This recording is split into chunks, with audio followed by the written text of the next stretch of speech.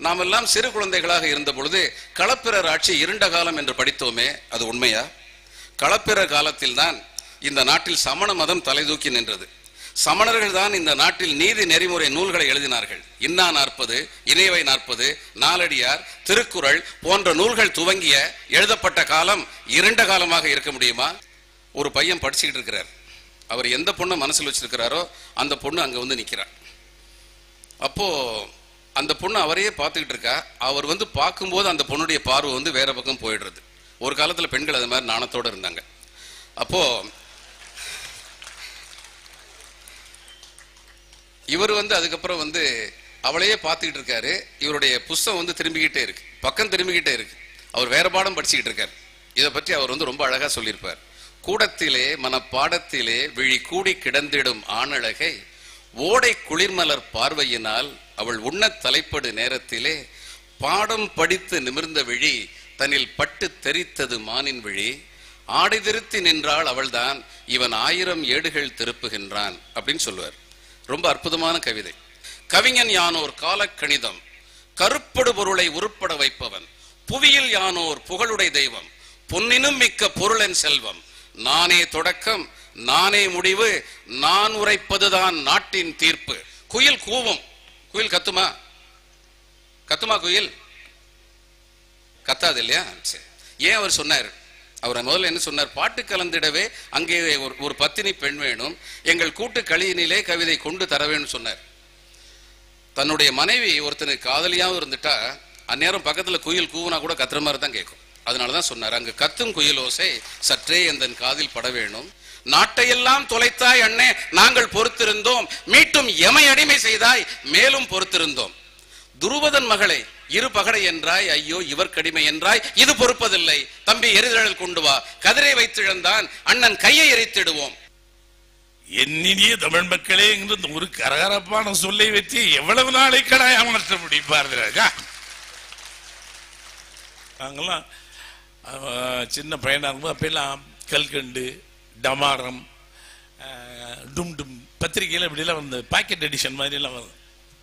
இங்கேருந்து நேராக போய் தேவி ஸ்டோர்னு தேனியில் ஒன்று உண்டு, அங்கே போய் உட்காந்துட்டு அந்த கல்கண்டு எப்போ வரும், அதில் வர தமிழ் சங்கல்லாள் மாணிக்கம் கத்திரிக்காய் எல்லாம் அது எங்கள் கூட வாழ்கிற மாதிரி இருந்து ராத்திரிக்கெல்லாம் தூங்குறதே கிடையாது.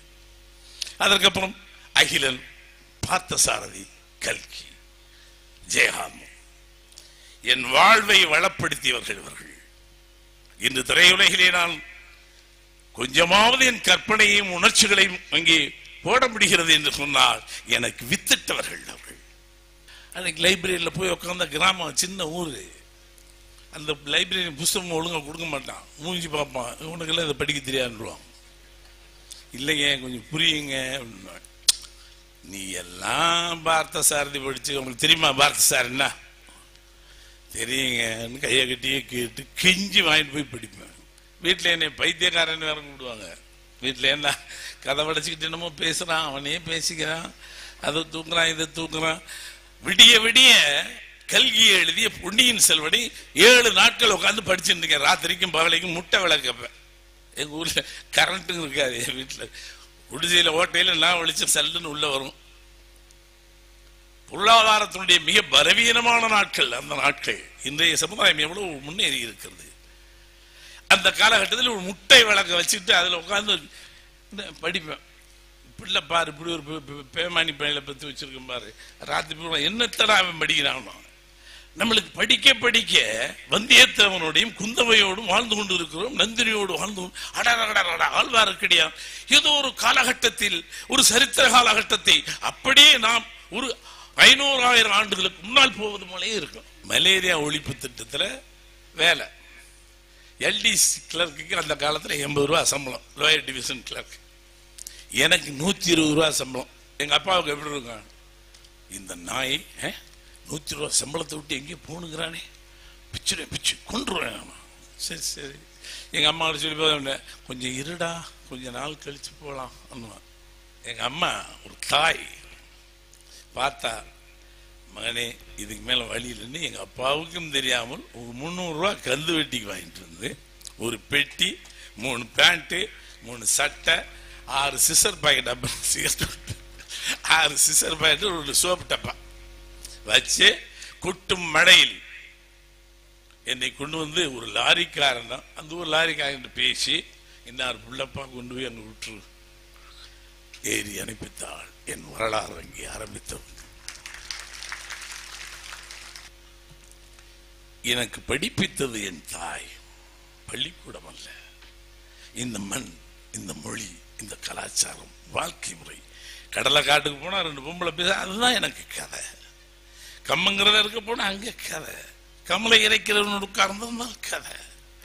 இந்த மண் சார்ந்து, இந்த மக்கள் சார்ந்தே நான் வாழ்ந்து விட்டேன். புத்தகம் சார்ந்து வாழ முடியாமல் பின்னால் கொஞ்சம் கொஞ்சமாக புத்தகம் படிக்க ஆரம்பித்தேன். இதுல எனக்கு இந்த அவார்டு கிடைச்சிருச்சு கருத்தம்மாவுக்கு. எனக்கு என் தாய், அவ பேர்ல தான் படமே எடுத்துருக்கேன். இந்த மண் இல்லாமல் நான் இல்லை, இந்த மொழி இல்லாமல் நான் இல்லை, இனம் இல்லாமல் நான் இல்லை, என் தாய் இல்லாமலும் நான் இல்லை. எங்க அம்மா இல்லைன்னா எப்படா பாரராஜா வந்திருக்கோம்? அந்த கருவறையில் உதித்திருக்கிறேனே, அந்த உதிரம், அந்த உணர்வு தான் எனக்கு இருந்து ஜெயிக்க வைத்திருக்கிறது. ஆகையால் என் தாய் அவதான் இந்த பரிசை வாங்கணும்னு. பெரிய பெரிய ஆபீசஸ் பண்ணிக்கணும், IAS offices. No, but this is calls very difficult to get to God. Yo, என்னையா பேசுறீங்க? ஏதோ பேசு. I'm telling my mother should get the award. Otherwise, I'm going out of this auditorium. What are you talking, man? No, this is not possible. Sure. நான் ஜோஷ் பூஷ் எல்லாம் கிடையாது. அந்த அம்மா கூப்பிட்டேன். I'm very sorry. நான் போறேன் வித்தவுட் மை மதர். அப்புறம் அவங்கெல்லாம் உட்காந்து பேசி 4 ஆஃபீஸர்ஸ் உட்காந்து என்னத்தோடு பச்சை மயில கிறுக்கி கிளாஸ் இந்த கிளாஸ் ஆடின்னு nothing exemption for Bharathiraja.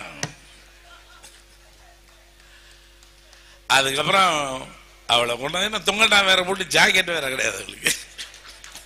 Flight ஏறும்போது என்னடா குழுகுற மாதிரி இருக்குல்லுவா. சரி போத்திக்க கொண்டு போய் மேடை ஏற்றி. அதில் இருந்த மகிழ்ச்சி என் வாழ்க்கையில். அவள் எந்த நேரத்தில் என்னை லாரியை அனுப்பிச்சோ அது மேடை ஏறி போயிடுவான், விடி எனக்கு தெரியாதா அப்படின். அவன் பயங்கரமான பொம்பளை. தமிழச்சிகளுக்கு ஒரு பெரிய இது இருக்கு.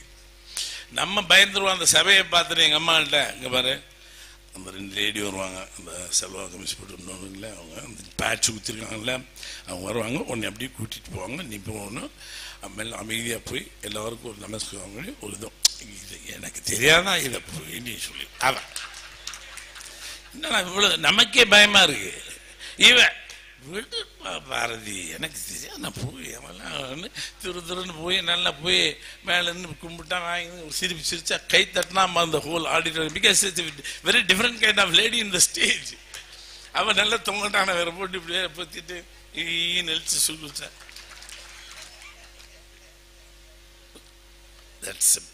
அன்னைக்குதான் என் வாழ்க்கையினுடைய ஏதோ இந்த மக்கள் அங்கீகரித்தார்கள். என் தாய் நான் அங்கீகரித்தது, இந்த மக்களை அங்கீகரித்தோள், இந்த மண்ணை. அதுக்கப்புறம் என் பொண்டாட்டி கூட வந்திருக்கா. சும்மா இருமா, வாத்தாளுக்கு மட்டும் வாங்கி கொடுத்துரு. இது நம்ம உங்களுக்கு என்னதான் இருந்தாலும் நடக்க படிச்சவ படிக்காதவங்களும் ஒரே மாதிரி தான். உங்க அம்மா ஒன்று வாங்கிது. என்ன நாங்கள்லாம் என்ன, நாங்கள் 2 பிள்ளைய பத்துலையா?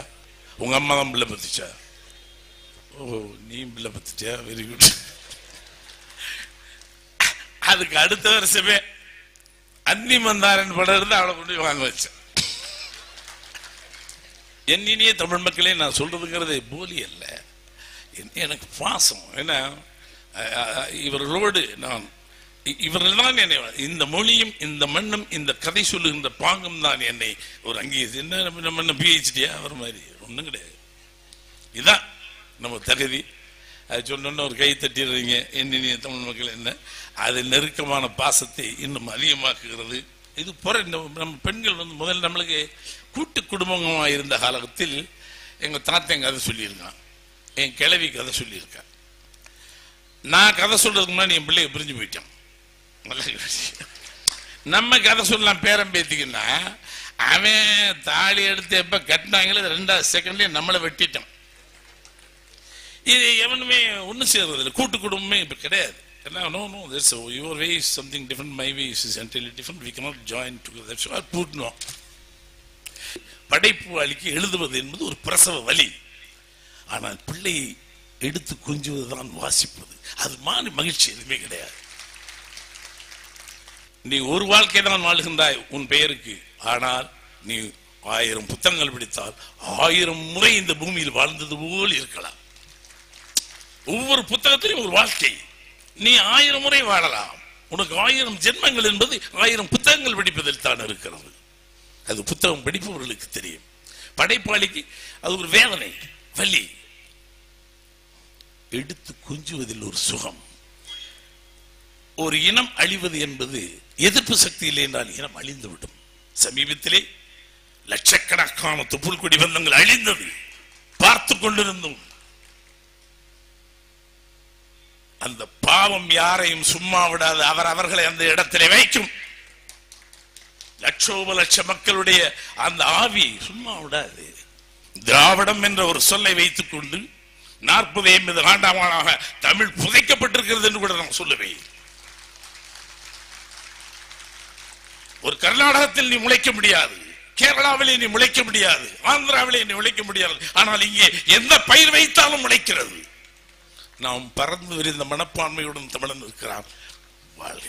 ஆனால் யார் வேண்டுமானாலும் இந்த பூமிக்கு வா, வியாபாரம் செய், எல்லாமும் ஆகியிரு. இந்த வீட்டுக்கு ஒரு தலைவன் தான் இருக்க வேண்டும், அவன் இந்த மண்ணின் மைந்தனாக மட்டும் தான் இருக்க வேண்டும் என்பதை ஏன் நமக்கு தோன்றவில்லை?